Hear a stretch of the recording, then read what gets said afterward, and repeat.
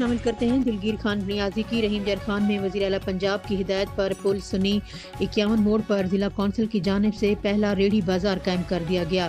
Deputy commissioner Zaheer انور چبھا نے وزیر اعلیٰ پنجاب کی جانب سے ریڑھی بانوں کو خوبصورت ریڑھیوں کا تحفہ دیا۔ چیف آفیسر ضلع کونسل سمیت دیگر حکام بھی موجود تھے۔ ڈپٹی کمشنر نے میونسپل کمیٹی اور ضلع کونسل کی جانب سے شہر میں پارکس کی تزئین و آرائش، لائٹنگ کی انسٹالیشن سمیت دیگر امور کا بھی جائزہ لیا۔ حکومت پنجاب شہریوں کی فلاح و بہبود اور روزگار کے مواقع پیدا کرنے کے لیے عملی اقدامات کر رہی ہے۔ ریڑھی بازار کا قیام چھوٹے کاروباری افراد کو سہولیات اور شہر کو تجاوزات سے پاک رکھنے میں مددگار ثابت ہوگا۔